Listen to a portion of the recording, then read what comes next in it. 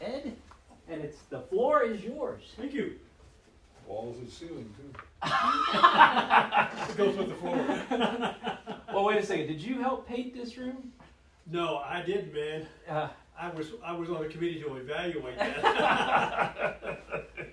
You talking about the after paint or the before paint? The after paint. No, I didn't do that either. The after paint was wonderful. Oh, were you at that? We were at that meeting together. I was at the meeting where we first came in and viewed this Yes. dark side, and I'm the one that threw such a fit, and I'm the one that wrote letters to all the board members and said, let's get this fixed. Good times. And yeah, good times. I almost fainted. I walked in that room. Okay, for those who were here last year, It really was last year. you remember I ran out of time. I think I got through about 2/3 of the charts. We were on chart like 67 or something out of 100. But and so rather than really just literally pick up where I left off, I went back and just did some highlights of what I talked before about and minimize exactly what I had remaining. So I think you're going to see some familiar slides again, but there is going to be some new things I want to cover. I want to make sure you're on top of that. So we're going to talk about, again, this was the age of the earth, and of course by definition it's going to be the age of the universe because the earth's got to fit into this universe. So we're going to talk about birth of the universe, birth of the earth, and the process of evolution of how planets have come to be. And again, I broach the subject of Big Bang Theory, which scientists today say is not a theory, it's the way things supposedly are working. And lastly, we'll finish out, are we unique in the universe? It's certainly a controversial question here. Did God create this for our sole use, or do we have some neighbors who are just not aware of them yet? So again, this was sort of a takeoff on Genesis, and you should know this by heart of how the Genesis story goes in terms of God creating heavens and earth. What happened on day 1, covered clouds, and then day 2, separation of waters. 3, dry land being formed. And again, if you remember last year, I talked about how a lot of this actually took place in terms of what we understand about geography and the formation of the continents. Not necessarily in day format, because the time periods are vastly different. And this notion about light being formed, again, has a basis in scientific facts. So that is a situation of how the universe was formed. Too cold, man? What? Oh. I thought it was stuffy, so I just turned it 1 degree down, but I turned it off. And on day 7, when it actually is picked up in Genesis, God rested after that. This is, again, still one of my favorite things about creationism versus evolution, Darwin versus Christ. A fist fight in terms of how things came to be. But actually I want to talk about the Big Bang Theory, or the process of how the universe was being formed. You're certainly familiar with the TV show Big Bang Theory, which of course is now it's finished, but it really gave a lot of what I call familiarity to that term. Everybody knows what that is now as a consequence of the TV show. But the universe, we got it pretty well pegged at 13.75 billion years old. Plus or minus, about 50 million years. We can get it tied in. We're still working on that. And how do we know that? Well, again, because when the universe was formed, radiation became a paired process of how it gave issue to the light that we see in the stars today.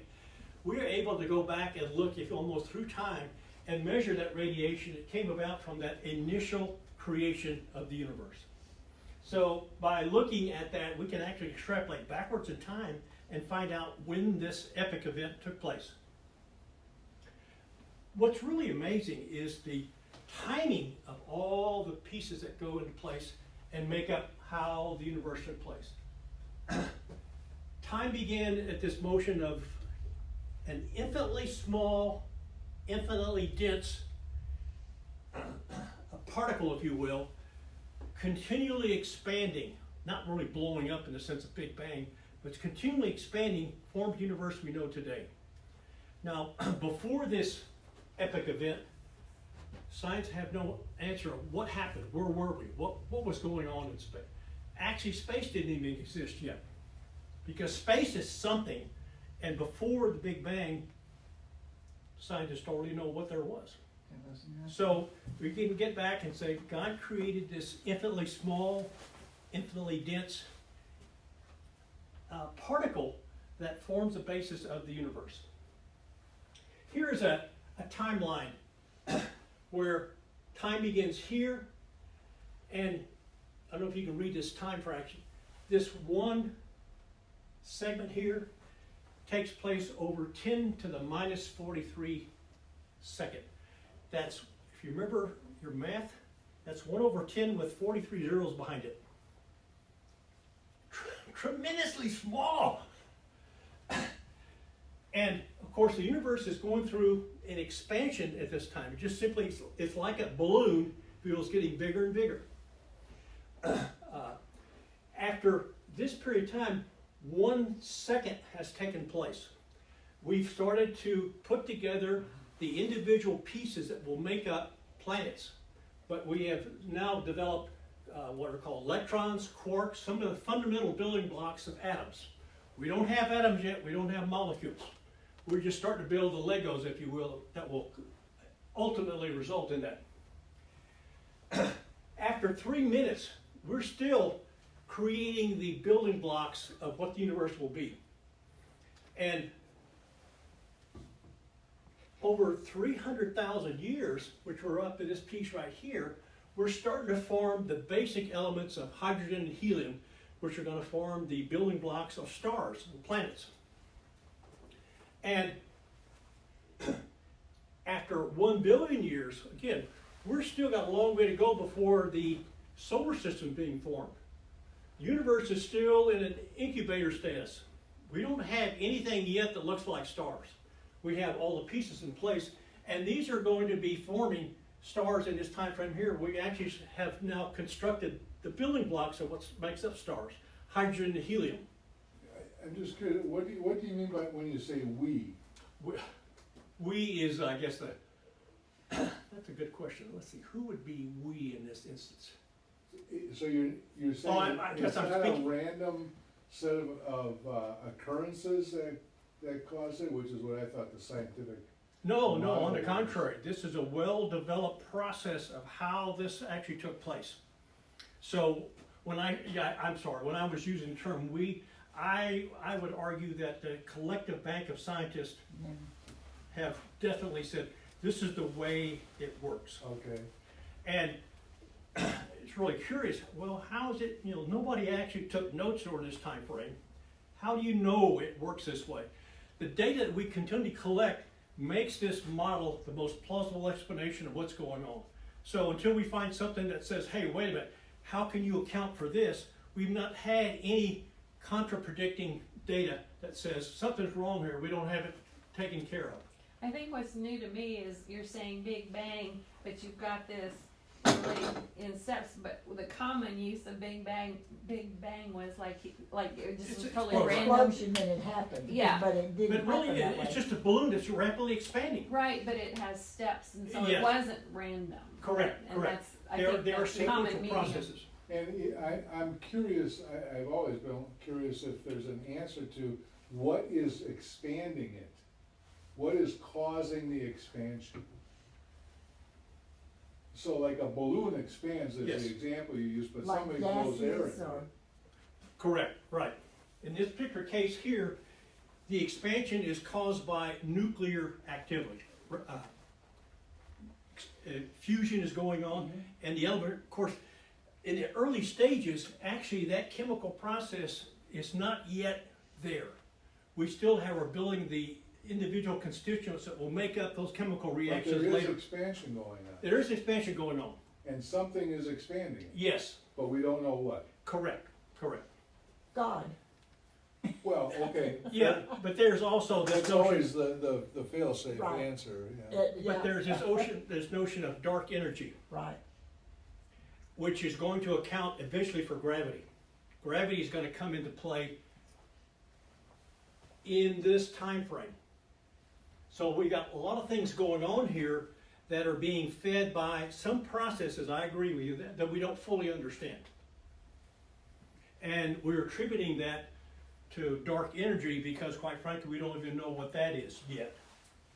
But that constitutes a major part of what the universe is made of, even today. So the universe we see and the energy that we understand, for example, gravity, is made up of the so-called normal energy, or what we'll call light energy. But there is a vast array of stuff out there that we don't understand how. Black holes, for example, belong to that neighborhood. Is it still happening? Yes, it is. Yes. So to give you, I'm gonna go on the purely spiritual side of this. It was very interesting the last time you talked about the dark energy or dark energy. Dark matter. Okay, and I did a couple of little searches on it because one of the things that struck me, again, I'm going to look at everything through the biblical, scriptural worldview. Right. And one of the things that you get is we know that there is a visible, by the Bible, we know that there is a visible and an invisible realm. Okay, we are in the physical or visible realm, and there is a invisible to us spiritual realm. And it was very interesting because it's like you said dark matter, dark energy. I'm like, oh, wait a second. Is this somehow the spiritual realm that we just don't understand? And there are studies out there. Yes. From a spiritual standpoint of people looking at this from a biblical standpoint, going, well, wait a second. This could be a hypothesis to the spiritual unseen realm. And it's very interesting. It could have that alignment. You're right. It could, and yes. we listen. There's a lot. You look at the different theories. There's a lot of theories, and there's a lot of stuff that there is still completely and utterly unexplained. Yes. That we just don't get. Or never will, probably. Well, yeah, amen. At least not by next week, anyway. Well, or in our life. By the test. What's really interesting here, the solar system is being formed way out here. And the solar system is only, when Earth is only about 4 3/4 billion years old. So we've got 9 billion years of stuff, if you will, soup being created that will form the basis of the galaxies. So we got all this stuff going on here. Earth has not even been created yet. We just have constructed all the building blocks for stars, planets. And so the Earth is born about right here. Ah! It gets electrocuted. Worse than that, it could fall on you. Yeah, that's right. So again, this inflation starts here, and what's, again, still, to me, is a mind-wrapping, boggling things. Because time begins at this moment here, if you will, and prior to that, there's nothing. Prior to that, there's no time, and there is not space, because space is something. And so this tiny, you want to call it infinitesimally small particle that's infinitesimally heavy, or I should say finite, is amazing. It now expands. And again, scientists have nothing to say about what happened yesterday, or where did this actually take place.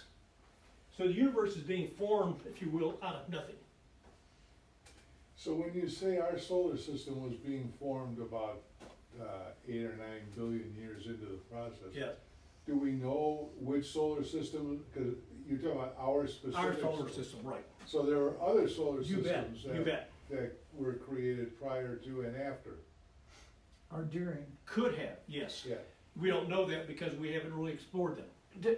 Does the Big Bang theory, I'm assuming that it says there has to be a center where this all happened. Yes. Okay. Is there any knowledge of where that center is? No. Yeah. Because again, its center would be measured from, quote, the outside place. We don't know where the outside We place know is. that. Yeah, Well, yeah, I mean, we know, we've been able to measure the furthest we can see into space. Yes, that's right. But we also know that's not even probably remotely close to the maximum distance of the universe, Correct. right? Which we presume to be infinite. It can't be infinite and expanding. Isn't that nice? Yes, it is. They contradict each other. Not necessarily. Because you've got a fourth factor called time. So it's like infinite plus one. you know, I'd be curious because Yeah, I know where you are. I have the same paradox in Good, my 'cause I mind. don't. because time is such a crazy thing. Yes, Because we sit there and say, you know, it's a million years old, or you know, whatever, billion. Yeah. So whatever number we want to put, but that's in our rotation of the sun. correct. Right. So That's how we measure. that's change. that's our measurement. And So right now it hadn't been made, Say again? and right now it hasn't been made. It has not been made yet. That's right. Right.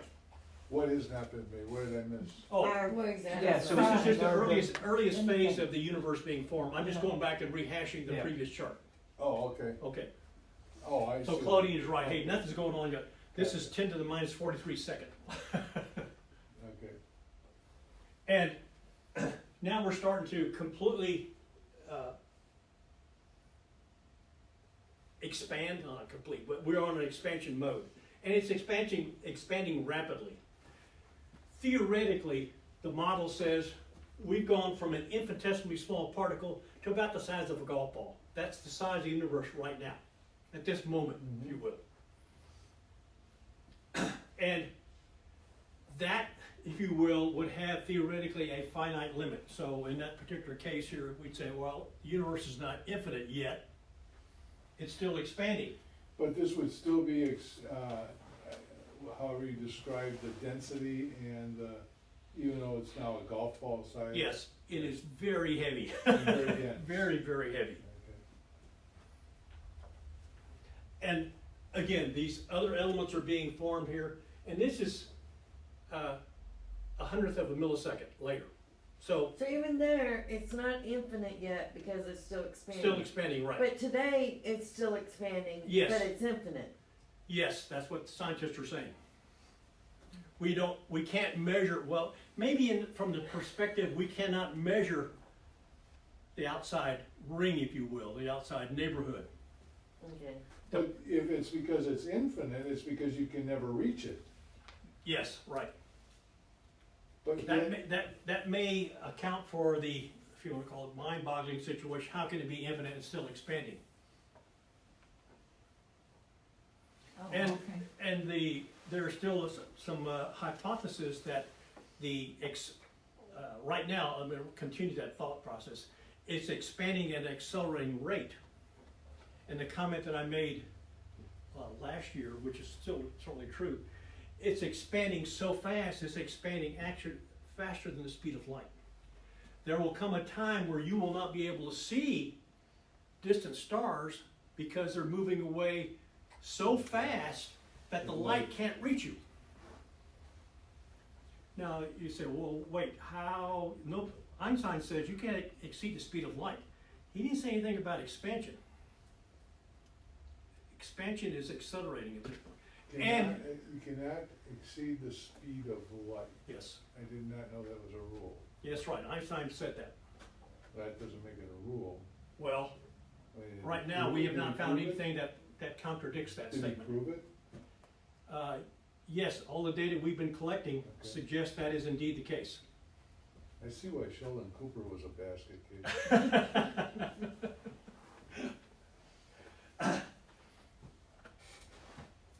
Again, Okay, we're so still, what you're saying is it's expanding faster than it started. Is that what you're saying? yes, it's right. It's Yeah. accelerating, right, Accelerating on Yeah. top of expanding. Yes. And still infinite. right. Okay. And one of the theories is that eventually it may slow down and start to collapse on itself. But if it's infinite, what difference does that make? Agreed. It only is what the model predicts what might happen, right? Does that have any particular consequences for us? No, really, it's just trying to understand how the universe is actually going to function in the future. Which again, is like how many angels can dance on the head of a pin? Oh, okay, what does that mean?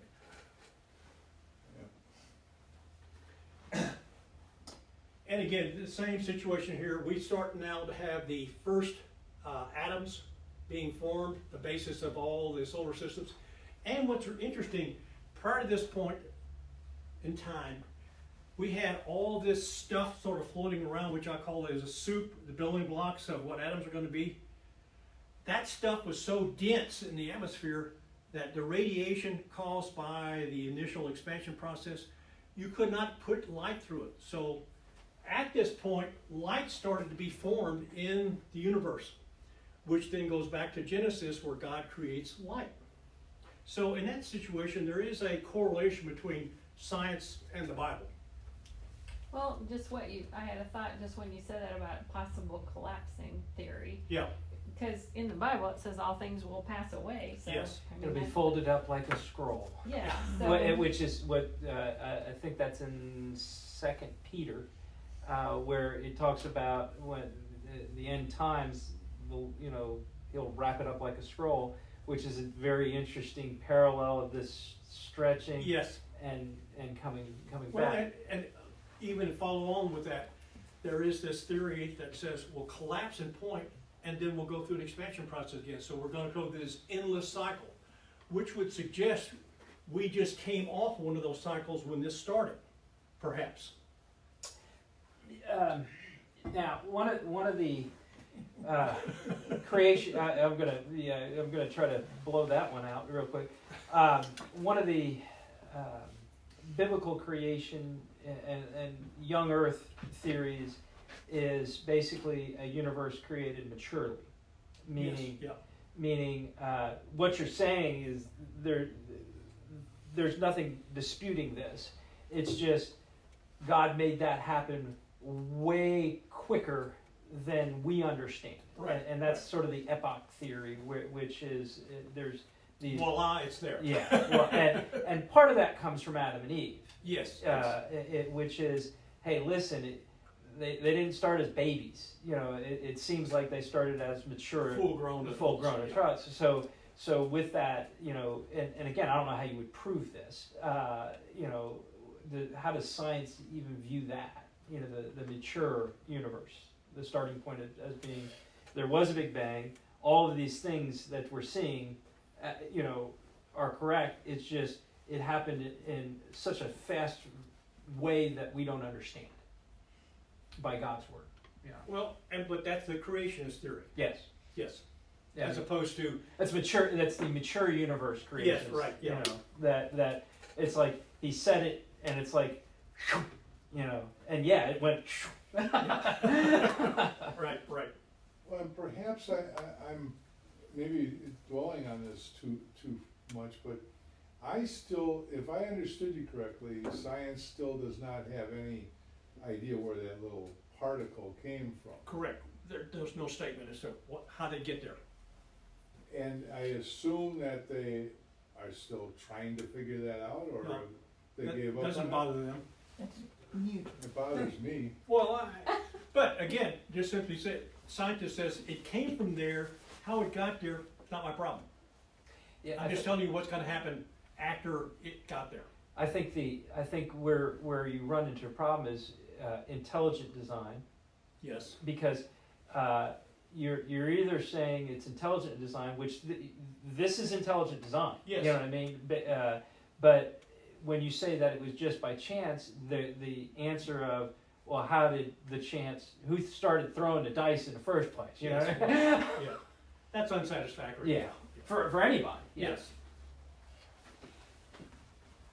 Something started. It's There is a first Well, cause. there's a cause. Yeah. What's the old joke about the guy that claims to be able to do everything God did by creating man and woman, and he challenges God and he says, I can create man and woman also.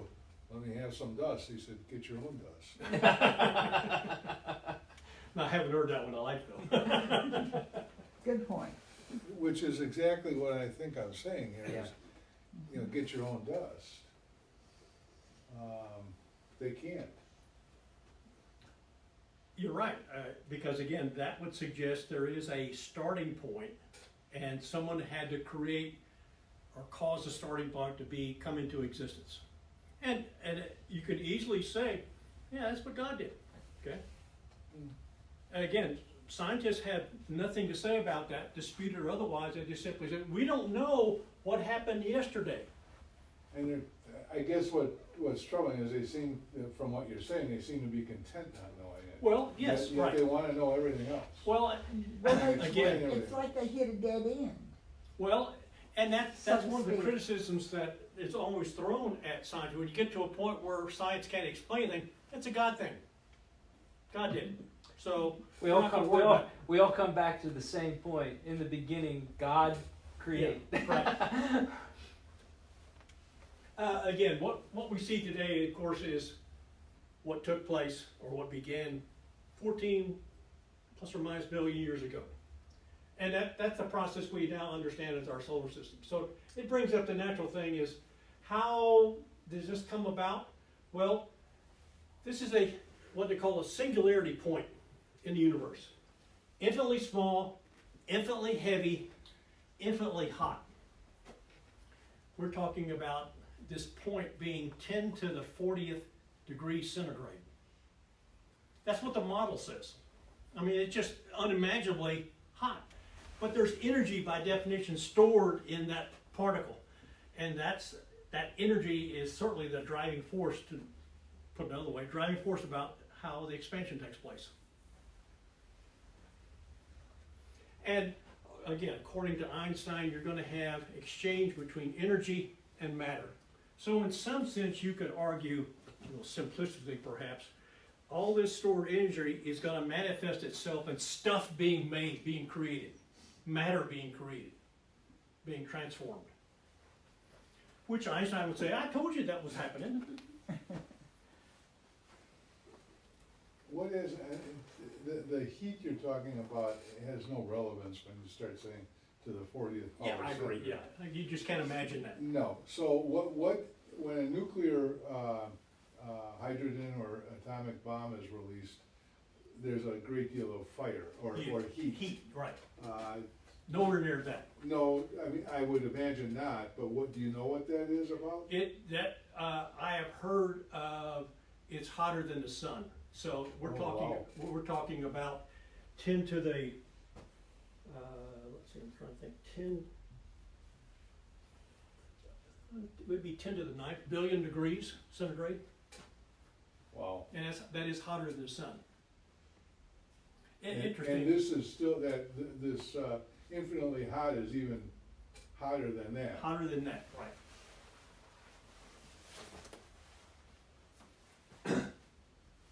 And again, the underlying reason here is that all the data that we've been collecting, and we still collect data, it tends to support this model, this theory. We have not found anything that says, wait a minute, you can't account for this phenomenon that we're measuring now. Something's got to get fixed. And so far, we've not had to fix this model. It takes care of all the data we've been collecting. So this is really this interesting singular point is what's driving everything. That's the genesis, if you will, the foundation of the entire universe. So, universe is 14.75 billion years old, but as I said before, Earth is not that old. Earth came in much later. And we've got a fairly good definition of the Earth here based on a lot of the crystals we're finding on Earth. Zirconium, for example, zircon is one of the most fundamental, we're not doing radiocarbon here, dating, but just based on this analysis of crystals, we understand those are only 4.5 billion years old. So we've got the Earth's birthday pretty well nailed down. And according to, again, the model we understand is that even though the Earth was formed, say 4.5 billion years ago, we know man has not been here that long. Got a lot of stuff going on in the soup, so to speak, before man shows up here. We understand that, again, even though the planet is old, we've got a fairly good definition of where man came from in terms of the DNA structure. Now, Chris and I will get into a verbal fist fight over this, but again, scientists typically go with the evolution process, where man, the human form of man, From have descended from great apes. Yeah, and the problem with that is there's always been the missing link. Yes, yeah. Well, there is a couple of gaps in that process. And so, the missing link. well, okay, so, We cannot find a really sequential process Where everything is exactly for everything alike. along the way. It says, okay, that's my grandfather and that's his grandfather and so forth. and when you look at Darwin, scientists the scientific method is very much observation, and he can talk to it more than I can, but Darwin's theory has never been observed. Yes. And so I'll contend that you're taking just as much faith in the theory of evolution as you are in God creating them out of the dirt. Yes. Yeah. I think that's fair. Well, it also, though, I believe that a lot of that hypothesis is predicated, again, on the happenstance of things coming together in a certain way by chance, without any true direction or anything. It just, over these billions of years, man evolved from monkeys or apes or whatever. It is strictly, a matter of how things went together in terms of how they would have, what's the word, transformed or morphed from one type of creature to another. Yeah, because Darwin would say a lot of the evolution changes that he observed was a function of environment. And other climate change could have a function, a driving force in that area there. So if I would paraphrase what I hear you saying, is that a lot of how animals, if you will, have changed over time, over millennia, has been a consequence of environment and other things, mating with different kinds of animals. They're changing DNA. Okay, but, and that's, I understand that part, but, I mean, does science even know where the original apes started? Yes. Oh, really? Yeah. Well, let me Because couch I that. thought I thought what's- all of life form came from the sea in some. Yes, yeah. And- There, scientists will push the fact that the prevailing theory is we can trace all of living creatures back to a single cell animal. Mhm. Well, if you're talking location, it's very interesting from the Yeah. standpoint that both secular and creationists will tell you that it's almost the same region of Africa Yes. that life originated from. So There's violent agreement on that. there really is. I mean, Yes. you're talking about. He'll sit there and show you a map, and he'll say science believes from biology and all of that that life started here, and it's like, whoa, I'll agree with you on that Yeah. because that's almost exactly the biblical location. The problem that you run into is you can't look at today's map because Yeah. they're everything's shut. Where I have a problem with when does science, they say life, humans are how old? 200,000. 200,000? Yeah. Okay, and I don't think that's too far-fetched, to be honest with you. The thing that I just started reading about was this idea of the dinosaurs, and they're finding DNA tissue on dinosaur bones, Yes, yes. which to me throws out just the common sense smell test. Forget anything else. I mean, because there's always reasons, but it throws out this billions of years for dinosaurs, because how would there still be tissue still there? How would there still be bones that would survive billions Of years, yeah. And where I come back to it scripturally, which is a very interesting thing that you have to study this on your own, because I'm just going to throw it out there and walk away. But one of the first books of the Bible that was written or recorded, let's just say recorded, is the book of Job. In the book of Job, he talks about behemoths and Leviathan, which leads you to believe, because of the giants that we hear about and all that, that man may have been there with the dinosaurs after the flood. Now, I'm going to drop that there and walk away. But it's very interesting. Yeah, scientists don't go there. Scientists don't, but I totally agree with it. But And it's a they smell said test. they had a dinosaur print with the human print.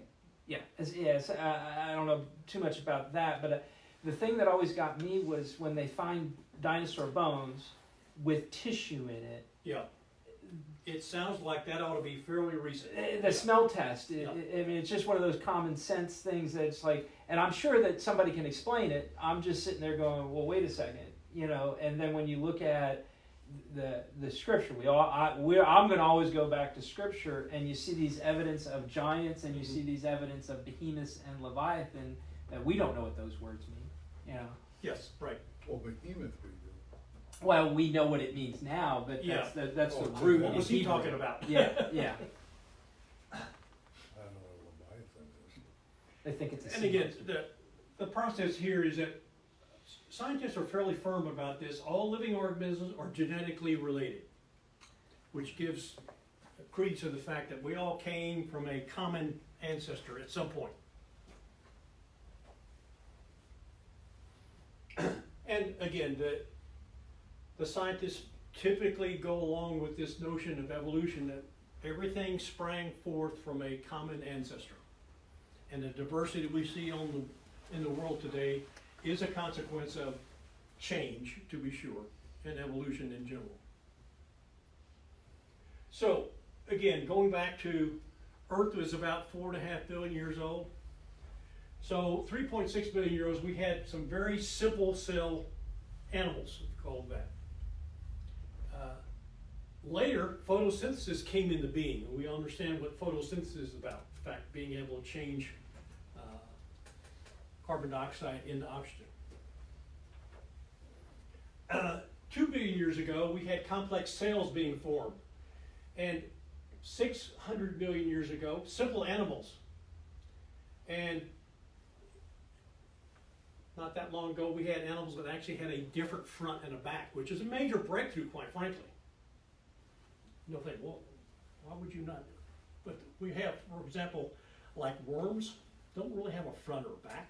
They're all the same. You turn them upside down, so to speak. But that's a major change here, because now you're start talking about bone structure and a spine. So that's the basis behind that. And then just 500 billion years ago, we have sea animals now being formed. Again, following along, if you will, with scripture. Land plants coming into being, insects, amphibians, reptiles, mammals, birds. And now primates are coming along. We've got non-primate animal kingdom being certainly formed in here, but primates are really late in showing up. And now we're starting to see the great apes come in 20 million years ago, and some of human ancestors are now looking at 2.5 million years ago. And what we understand to be anatomically correct humans, just 200,000 years old. So man is a very late arrival in this process.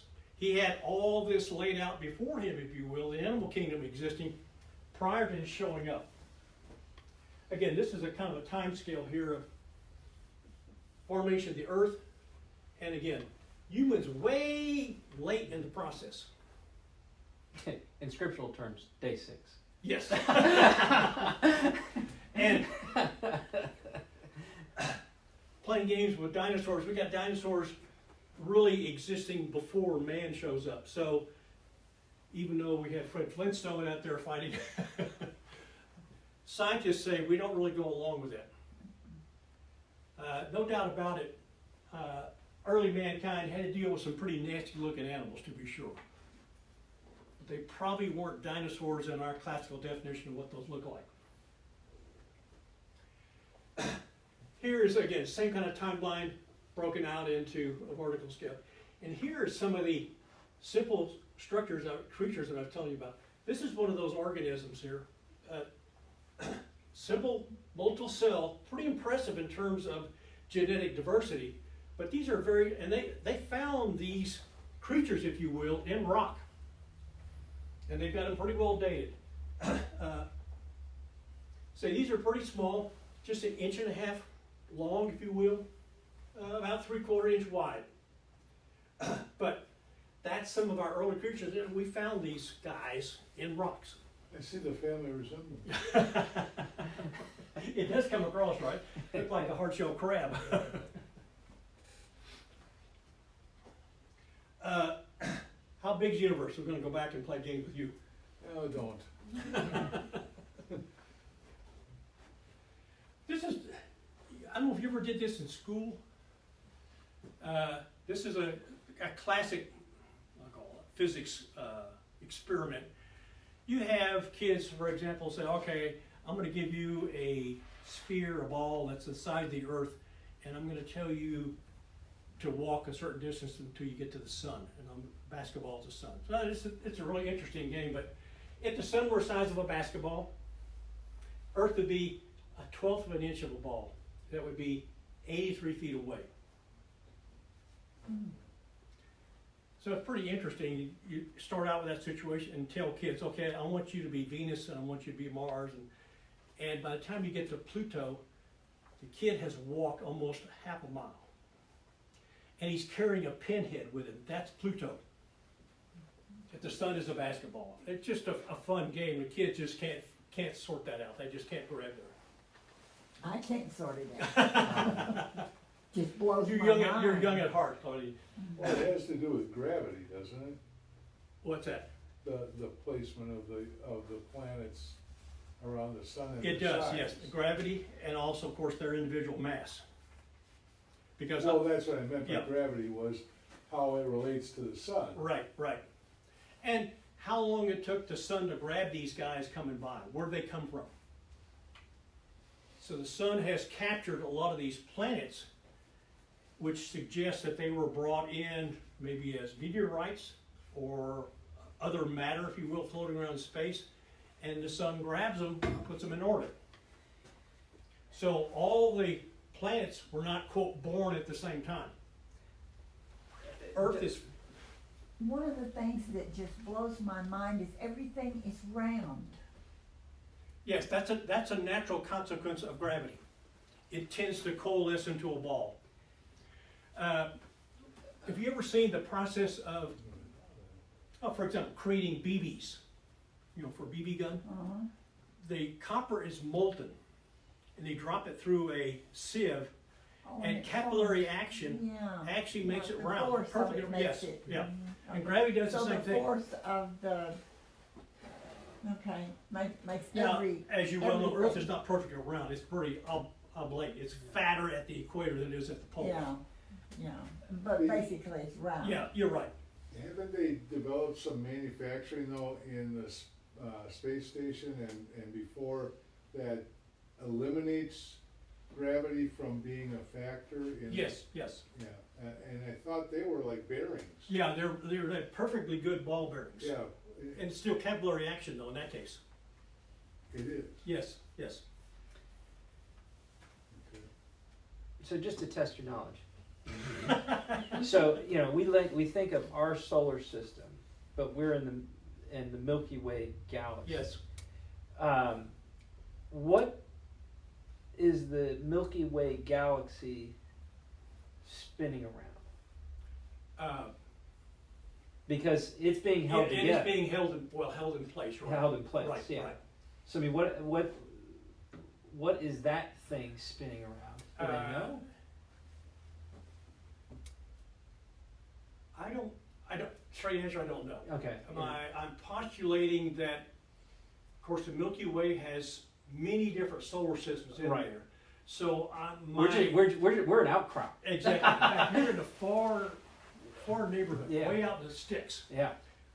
It's But like I'm thinking that it's a conglomeration of all their individual force fields and gravitational fields working in concert. yeah.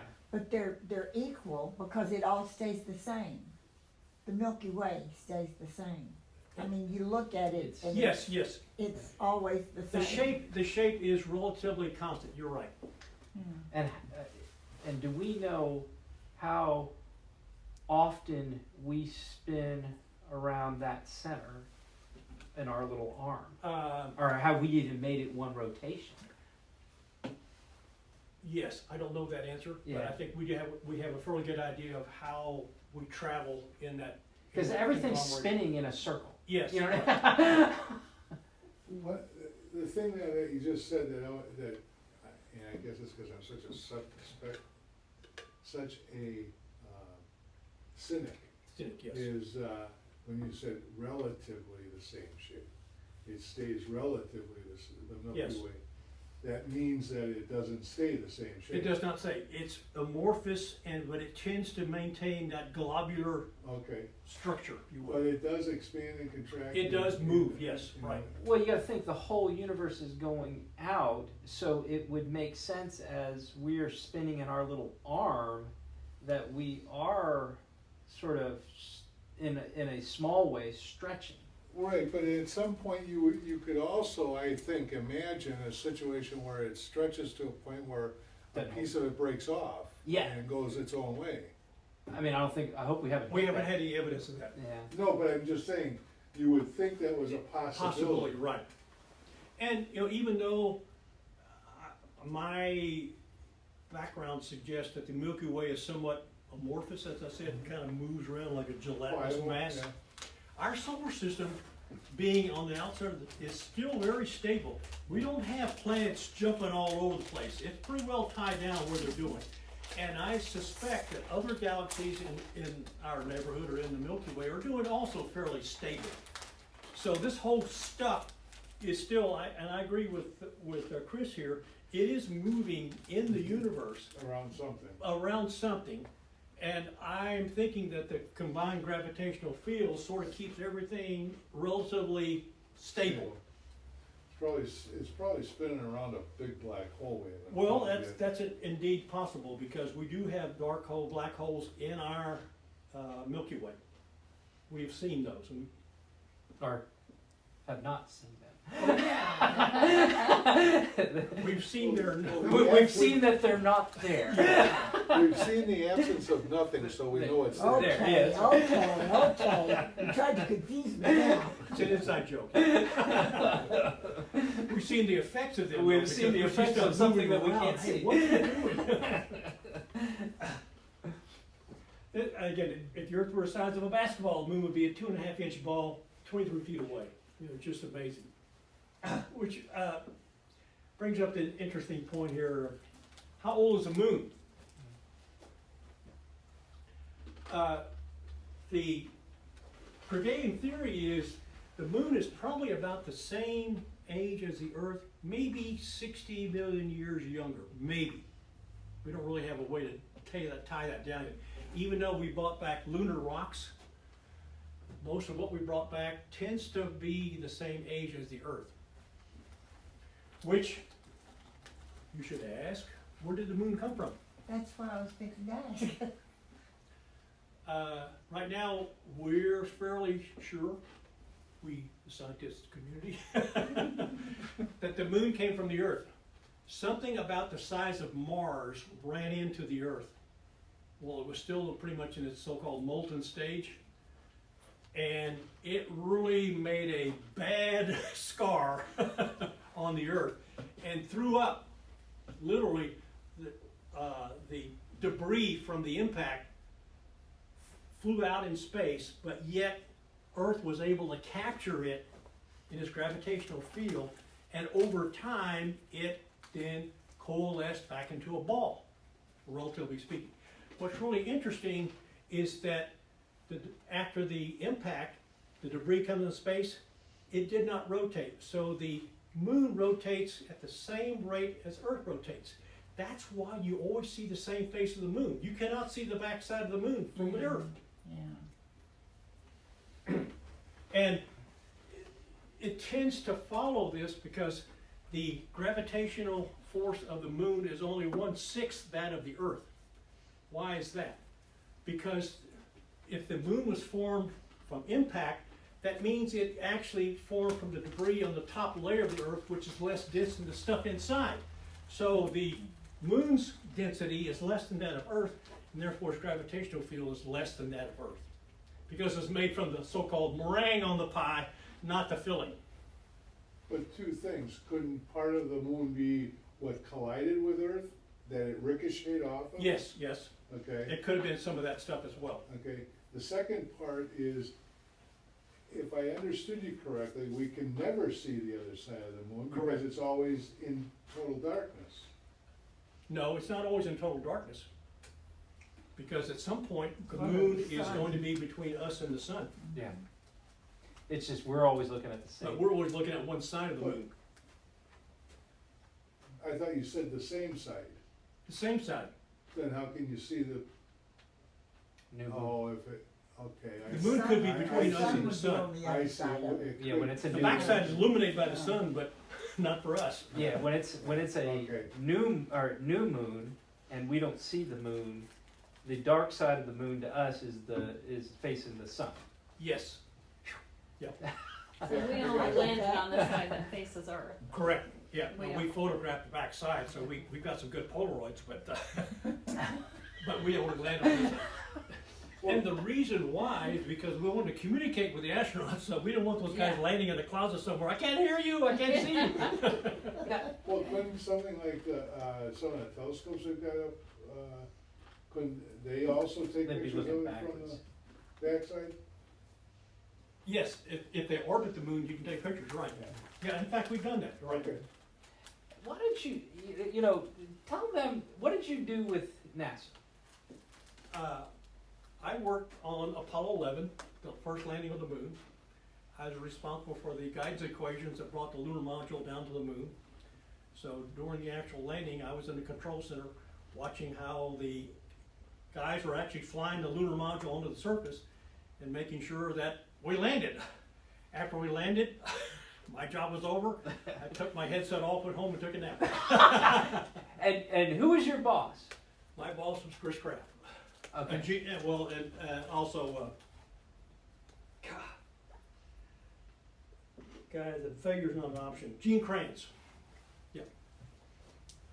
So I can't remember the name of the movie now, but the black ladies who were so genius. Oh yeah, that Did you know them? Did No, you ever run that- across them? Was that in the before early you- days of NASA, before the Johnson Space Center was actually named The Johnsons. This was going on at Langley. Langley was responsible for what they call the Space Task Group. They were the early people that were doing all the trajectory analysis for the early missile checks. And the two ladies, or the lady that was sort of pictured in the movie, was indeed an actual person who did this. And they were doing this stuff, which is to me boggling, doing integration of the trajectory on an adding machine. Yeah. We have some of those adding machines at Johnson Space Center. I was going, oh, we were just, they're fun. You can actually have it do certain arithmetic problems. That machine would actually get into a really interesting rhythm of chant, almost like a song. So we would put stuff in there just to make it dance. But it was just amazing what they were doing. Well, that was actually before our time, before the Johnson Space Center In the time. fifties, wasn't it? Yes, NASA was born in '63, or actually NASA was formed in '58, but the center didn't come into being until '62, Johnson Space Center. It was funny, like, just a quick aside, we had so many simulations of the lunar landing that the actual mission went relatively smooth, and it was almost nothing to really to be concerned about. We had one problem there that was probably talked about quite a bit. We had a fairly good definition of what the lunar surface looked like, and because the lunar module separated from the command module, I think about 2 seconds later than it was supposed to, we actually were flying over terrain that we should have been 2 minutes back. And so we had a good math model of what the surface looked like, but the lunar module actually had a radar, so we could tell how high you were. And it was taking readings of the surface, and it was flying over craters, and it was feeding that information back into the lunar module computer. And so there was an electronic fist fight going on with the computer saying, I think I'm this high, and radar was saying, no, you're not. I think you're this high. So we had alarms going off where the two systems were competing with each other, and finally we said, forget what the alarms are saying, just fly by the seat of your pants. And again, Neil Armstrong, I talked to him afterwards, he had said himself, I'm gonna land, I don't care if it's the last thing I do. It may have been, but he was gonna land and put it on the surface. Let's see. This is what we think the impact may have looked like. Just a pretty impressive, something again about the size of Mars hitting it. This is a depiction here of what it may have been. I think this is supposed to be maybe Houston? yeah, I think it is Houston, yeah. Characterization. Looks like Houston. Yeah, out in the middle of nowhere. Is that when they said, Houston, we have a problem? No, that was Apollo 13. Yeah, that was Tom Hanks. Yeah. Yeah, right. Interesting, the moon, let me back up for a second here. In the early days of the Earth, we didn't always have the atmosphere we have today. There was a point in time where the Earth was completely surrounded by methane, pretty much like some of the other planets are. And later it developed some nitrogen, and very late it actually had some oxygen, associated, which we now have as the predominant gas, if you will, around the atmosphere. So in the early days of the Earth, when it was being bombarded by meteorites, just like the moon was, those were causing impact craters on the Earth. And we still have places in the US that actually have impact craters from meteorites. Now the moon acted as a shield, because remember, it rotated the same rate that we did. So if there was a meteorite coming in that's headed for Earth, and we had the fortunate opportunity to have the moon in front of us, it would act like a shield.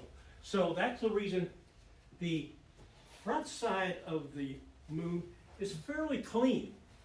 We do have some craters, but they're very few and far between. And that's one of the reasons we landed on the front side of the moon. A lot better terrain. And here's some of the famous locations here where we landed. And Apollo 11 landed Sea of Tranquility right here. This is the backside. So hard. Pretty nasty looking. Okay, when you say front and back, you're talking about front facing the earth and back? Yes, exactly. Okay. The front is the side you see. Yeah. You don't okay. see this side. And like I say, it's really been beat up by meteorites, because if it was if it happened to be in front of us, the stuff would have hit the Earth.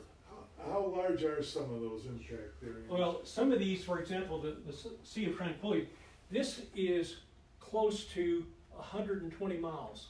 Ooh. Wow. So these are some Death Valley looking places. Not very deep though. No, they're not very deep. No, that particular one. Yeah, well, For being as big as it is, it's exactly. not as deep as some of the others. well, again, the theory is that the meteorite would hit this, would throw up a lot of debris, but then it would sink right back to where it is. Okay. So essentially you would have very flat valley. You'd have some stuff thrown up on the rim just for almost like a levee. Do we still have that coming into us? Yes, we do. The moon is not getting hit as much now as it was in the past, but we're still getting meteorite impacts. And Earth still gets them. Most of the time they burn up. Yeah, yeah, So aware then, of and the those. moon doesn't have that atmosphere. Exactly. I mean, that's one nice thing about the Earth's atmosphere. The oxygen level will heat up meteorites and burn up before they hit the Earth. The moon doesn't have that luxury.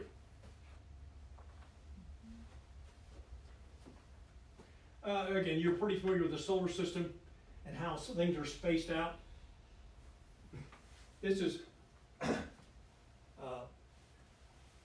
things are always measured in terms of astronomical units, which is the distance between the Earth and the Sun.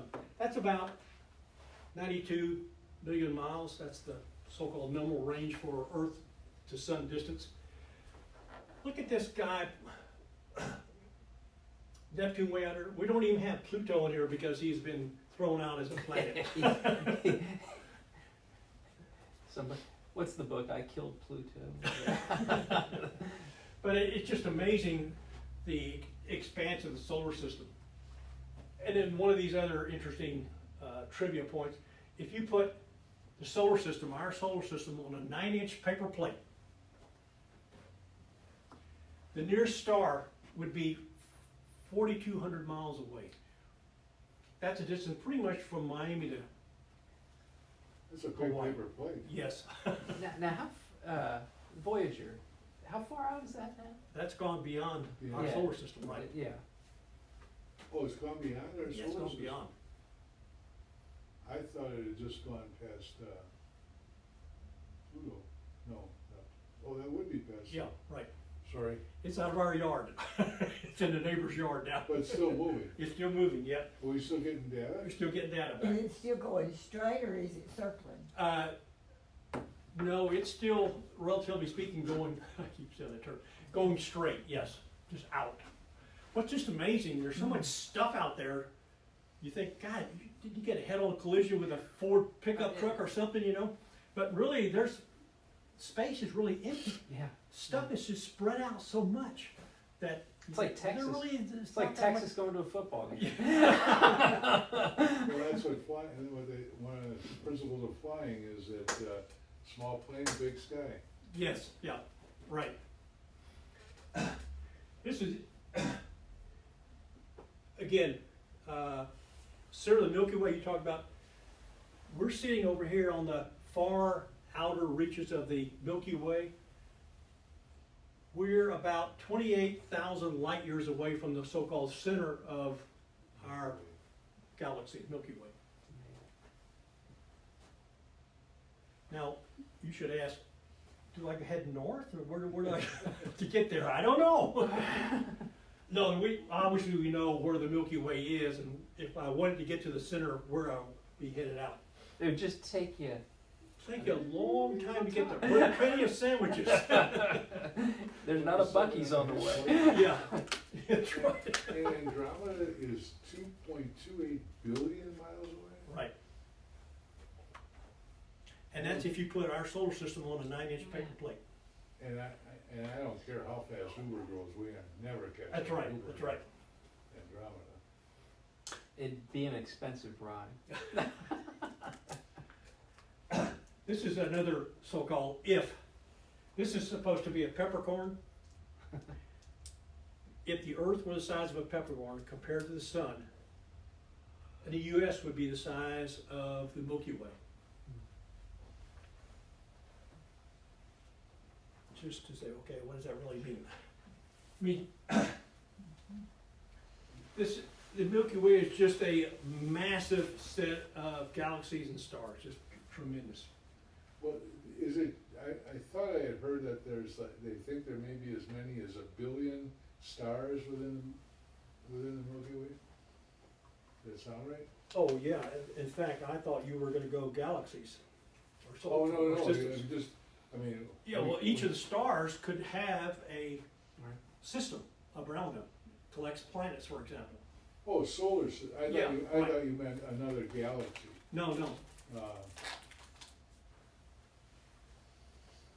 That blows my mind. It It is, just blows it's- my mind. Well, but it leans credence to the fact that what makes you think you're the only species, if you will, in the Really? universe? That's arrogance at its height. Well, absolutely, I mean, Or ignorance. Or, yes, it, I think it's the latter. is there life out there? Who knows? It just But it has to doesn't matter, Exactly. because if we believe that God made the universe, He's only given us what we need to know. That's right. So,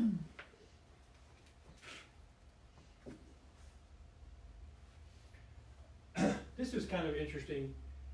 The observable universe, what you can see, is 46 billion light years in radius. and using the good source of Wikipedia, the Milky Way contains between, you can tell this is written by a bookie, between 100 and 400 billion stars, and at least 100 billion planets. The exact number depends on the account number. I wanna know who took the time to count them, Some computer. Someone does. really. They got a computer doing it, I'm sure. This is for you, Rick. We're unsure about what, if anything, preceded Big Bang. Don't know. And this is why, hey, why speculate? Because we don't have any data. There's no way to get any data about what happened yesterday.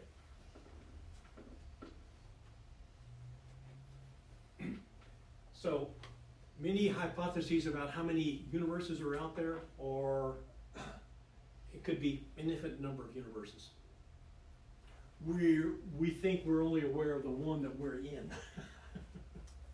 Yeah, and that's, I can I was understand. just trying to put my mind around 46 billion light years in diameter. Yes, Someone's That's a radius. obviously done the math on what the circumference would be. yes. Well, that's a radius. Basically, it's a sphere that you can Sphere. see. Yeah, So they're saying the radius of that sphere is 46 billion light I thought years. you said the diameter. No, it's radius, I think. Let's see. Yeah, because the Hubble's getting a better In view. radius, Radius, right. yeah. The Hubble's getting a better view than we can because of Exactly. because of the atmosphere. Right, right. And is the Hubble the only one up there now? Maybe our only one, but. Yes, you're right. Yeah, it's the There only are one that, others. yes, but there are others up there. And luckily, we're coordinating with them, so we're able to hand off information. But I'm guessing the Hubble is the most sophisticated? It is, yes, and we're continually upgrading it, thankfully. Once they put the glasses Does on. it send back pictures? Oh, I'm sorry. Does it send back Oh, you pictures? bet, you bet. Oh, they're free. You can get online and get all the stuff you Huh? could possibly. Details. Details, yeah. Yeah, oh no, NASA's been awesome with Yeah. that you can go and basically they're license free, all of the Right. images, and they're spectacular. Oh, they're just beautiful Oh shots. my goodness, Well, we paid for it. yeah. Yeah, well, All the stars you can see at night are just part of that little circle. it's amazing. Oh my goodness. Mm. And that is the Milky Way? I Yes, think? right, yeah. okay. And you can see the swirling effect they're talking about here. And so this was taken from space, this picture? No, this is, no, you cannot get far enough away to take this picture. This is an artist rendering of what the Milky Way looks like. Okay, it's Yeah. not Yeah, an we- actual photograph. We haven't gotten there yet. Yeah. Talk about focal length, you can't get back far enough to get this in your phone. Back, I was back, gonna say, further, Just keep a little moving. more. I think that may be the iPhone 20, 30 something. Yes, yes. It's amazing. And the classical Are We Alone? This is two of my favorite characters. You guys ever see Hobbes? Calvin and Hobbes? Yeah. Oh man, I love these guys. Of course, Calvin is asking Hobbes, what do you think? This is how evolution, quote, took place in our universe, what we're saying, at least on it. What is to say it did not take place in similar fashion in other universes. Hmm.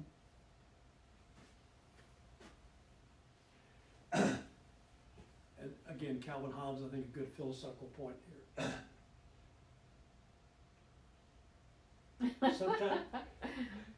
Sometimes I think the surest sign that intelligent life exists elsewhere in the universe is that no one has tried to contact us.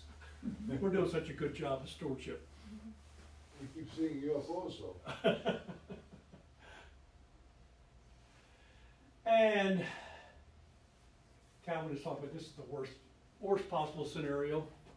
Got any questions? Was that John Calvin? Because we did talk about Calvin and Arminianism last week. This is his son. Cal Jr. Thank you. Thank you. I'm afraid I could talk to you for probably. Well, Yeah. you know, we can arm wrestle about time. We can arm wrestle about a lot of things. But at the end of the day, if we take Scripture for what Scripture says, the easiest thing is, and in the beginning, God created. Yeah. and so. And it fits. Well, I mean, honestly, you know, the science in the old days, you know, was a search to understand how God did what He did. So, you know, sometimes you get into these camps of, you know, young Earth, old Earth. You know what? It doesn't matter. You know what I mean? Because we don't know for certain a lot. You know, but the thing is, We don't know what we don't know. yeah, we don't know what we don't know. But the thing that I look at when I see those pictures is, we got a really, really cool God who made an amazing place that we know maybe not even 1/10% about. I mean, and that's the cool thing. I mean, that's the cool thing. It's amazing he puts up with us as tenants. Oh yeah. Well, I mean, well, it puts Well, things in. at times he didn't. Yeah, right. Well, to me, it puts things into perspective. I mean, we think we have all these big problems. For the love of God, you gotta like that. Pun intended. I mean, if our God can create that, all right, He can certainly our take our care of little us. problems don't amount to Really? much. You know what I'm Right. saying? And we truly are not going to understand all of this. And I think if you can step back and say, it's okay that I don't understand, Yep. but keep learning. You know, keep learning and keep looking at it. I mean, good night. Just look at a sunset in Texas. I mean, how beautiful that is. And that's in a fallen world, you know. Wow, it's cool. That's great. I'd like to ask you a question. Sure. As a young man, did you start thinking about this? This is what you wanted to do? Oh, undoubtedly. When I was 4 or 5, I wanted to design airplanes. So always wanted. Oh, okay. And probably the biggest, most fortunate mistake I made is that when I got out of college, I wanted to go work for Edwards. Edwards was where they were doing a lot of airplane design.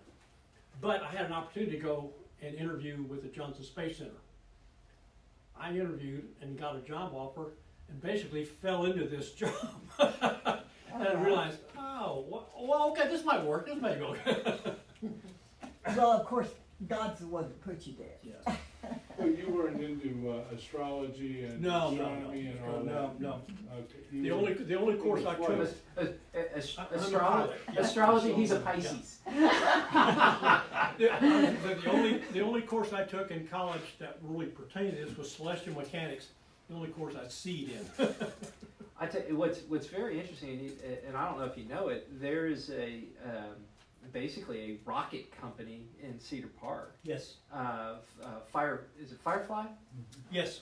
Which They had a fighter not long ago. Yeah. Right. yeah, and they're doing because their test sites, test launch sites, just it's up the road. It's not too far up the Right. road. Right. But you know, so we've got a lot of cool stuff there. So anyway, I digress. So house cleaning. One is next week we're off, it's Super Bowl Sunday, which obviously by American standards, we can't talk about God then. His name will be brought up several times. Oh, I'm sure I you don't know will. why not, he controls the game. I know. So the following Sunday, we are into chapter 17. And I guess it follows pretty nice after this. We'll be talking about miracles. There you go. Take a look at 17 and whatever the schedule is past that. Thank you, Ed. That was awesome. I'm glad you came back. I wanna make one pitch for, anyone that doesn't know about, I happened to trip into this over the past week. There's a company called The Great Courses, I don't know if you've ever Yes. heard of it, Yep. okay? Yeah, They have a new program that many people would be interested in, and I'm gonna relate this to what Ed was talking about. It's an introductory offer, but it'll stay the same price. If you pay quarterly, it's $30 a quarter to access virtually their entire library. I mean, it's unbelievable, $120 a year, and you can get courses that range from religion to quantum mechanics to Yes. history to, anything.